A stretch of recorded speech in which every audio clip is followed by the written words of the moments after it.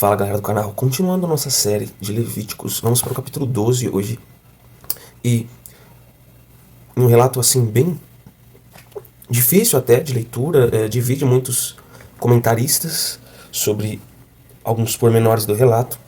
Nós vamos tentar aqui passar algumas visões e depois fazer uma aplicação aí para os nossos dias, né? Então aqui em Levíticos 12 se trata da purificação depois do parto. Existia o parto onde a mulher dava luz a um menino, e existia o parto onde ela dava luz a uma menina. O tempo de purificação entre os dois tipos mudava, né? O parto de menino demorava 40 dias e o da mulher demorava aí mais de 60 dias aí para recuperar, para que ela pudesse ser pura cerimonialmente novamente, né? Existem algumas explicações. Por que será que o parto da menina é diferente do parto do menino, né? E aí os teólogos mais liberais já começam a julgar, mas porque a Bíblia é um livro machista e a mulher, desde o nascimento, já mostra que a mulher tinha menos valor, por causa que a mulher demorava mais tempo ali, se fosse uma menina, para se purificar, e menos tempo se fosse um menino, né? Existem algumas explicações, por exemplo, o comentário bíblico da Bíblia Andrews coloca que como havia sangue, muitas vezes havia sangue na vagina da menina que nascia, então não era só uma pessoa que tinha que ser purificada, mas duas. Isso explicava a questão de levar mais tempo aí nessa purificação.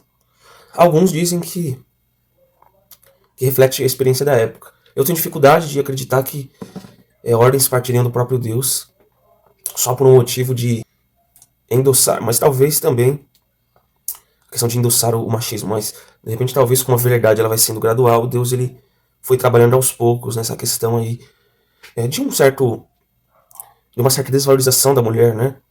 Que havia na época, era muito forte. A gente não pode negar isso. Por que era feita uma expiação, né? A gente vê que no final de todo esse período aí, seja do nascimento do menino, seja do nascimento da menina, tinha que ser feito aí um processo de purificação, né? A mulher levaria um cordeiro de 1 ano como holocausto e um pombinho ou rolinha para oferta pelo pecado, né? Aqui abarca as mulheres com mais condições que levavam o cordeiro e as mulheres com menos condições que levavam a pombinha ou a rolinha. Deus mais uma vez abrangendo aí todas as classes sociais no seu processo. O comentário da Bíblia Andrews afirma que essa expiação era feita para remover a impureza, né? Que a mulher era cometida após ter o seu bebê. Há outras explicações que eu acho muito interessantes também. Por exemplo, a questão do tempo, né, da mulher ficar cerimonialmente impura. Isso mostra também o cuidado de Deus com a saúde da mulher. Você vê que hoje ainda a mulher ela não pode ter relações sexuais assim que tem um bebê. Ela tem um tempo para ficar em repouso por causa da questão de cirurgia, até cicatrizar, né? E o mais curioso é que em alguns sites que eu consultei aqui de clínicas médicas, né, médicos que falam sobre o assunto, eles indicam que a mulher volte a ter relações mais ou menos após 40 dias ou 6 semanas, né? Não sei se é exatamente a mesma coisa, né? Mas tem sites que falam após 6 semanas. Isso daria 42 dias, é a média, né? Então é a média de 40 dias após aí a gravidez, né? E é o tempo exato aqui, por exemplo, que Deus dá após a mulher ter um menino. Quando a mulher tem a menina, o tempo ainda é maior, o tempo de reclusão ali. Mas isso não dá para deixar de enxergar que isso é uma proteção ao direito da mulher. Numa época em que a sociedade era uma sociedade onde a mulher não tinha quase direito nenhum, e era tratada como objeto, que tinha que estar à disposição do seu marido a hora que ele quisesse. Então Deus ele usa essa questão da impureza cerimonial também, para proteger a mulher do cabrinha safado, que não sabia esperar e que talvez tendo uma relação sexual com a mulher logo após ela ter o bebê, poderia causar uma hemorragia interna e até a própria morte da mulher. Então é uma forma de proteger a mulher. Também há um cuidado de Deus com a mulher desde essa época. Olha que coisa maravilhosa, né? Se Deus não tivesse imposto esses cuidados, os cabra-doidos, safados, ia querer ter relação com a mulher, podia matar a mulher, coitada da mulher. Mas no povo de Deus já começou a ficar diferente a coisa aí. Há também outras explicações interessantes sobre a questão de uma expiação precisar ser feita. Isso no caso do tempo de reclusão, né? A gente explicou aqui. Mas as explicações sobre a expiação ser feita. Como nós citamos, o estudo da Bíblia Andrews explica que é para remover a impureza. Há outros estudiosos que falam que as forças do bem e do mal estão presentes no nascimento. Há outras explicações que eu acho também muito interessante, porque o nascimento era muito ligado a rituais pagãos. Então, Deus queria colocar na mente do povo de Israel que o nascimento era dele, e era feito conforme o que ele pedia. Ou seja, a santidade já estava desde o nascimento. Eles não deveriam seguir os costumes das nações pagãs. E outra coisa, as nações pagãs, quando pediam aos seus deuses aí, nos dê filhos, né, rituais para ter fertilidade, esses rituais eram regados à prostituição, a rituais imorais de todo tipo.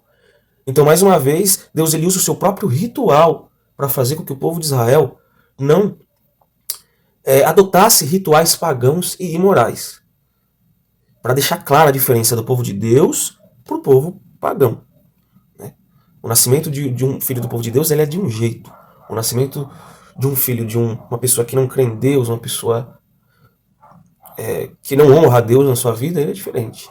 Então, até no nascimento de uma criança, que mostra todos os estágios da vida de uma pessoa, eles precisam estar levando em conta a santidade de Deus e a reverência pela santidade de Deus.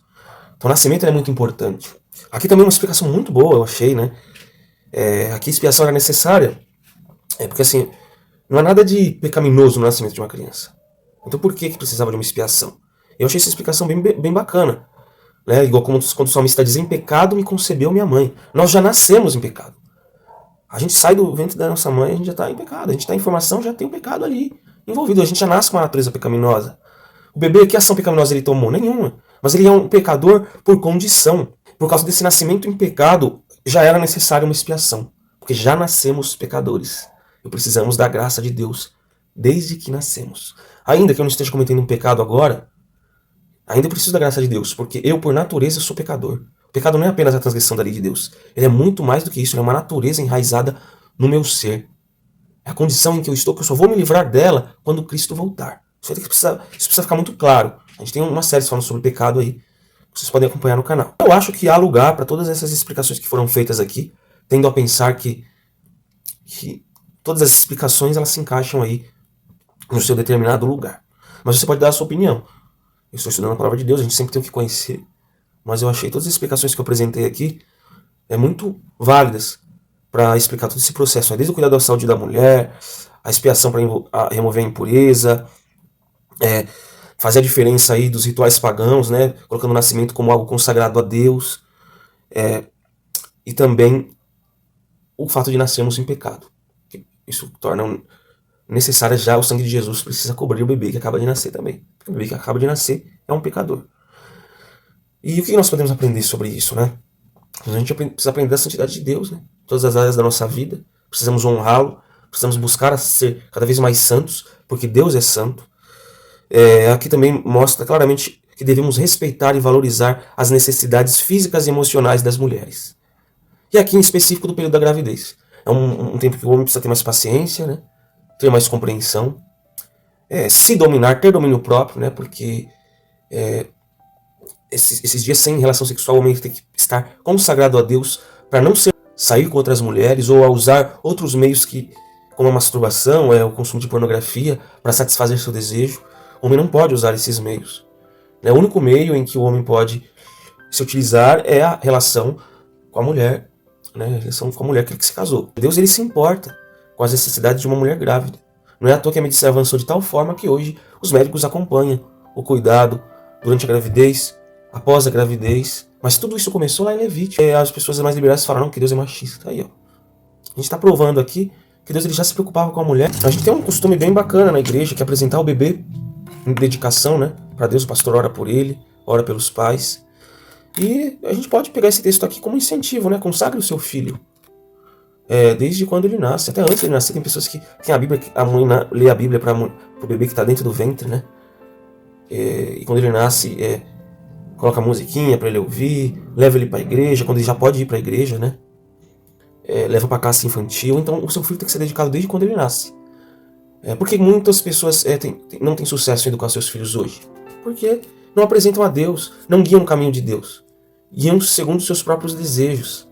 E aí o filho se torna um problema para os pais, um problema para a sociedade.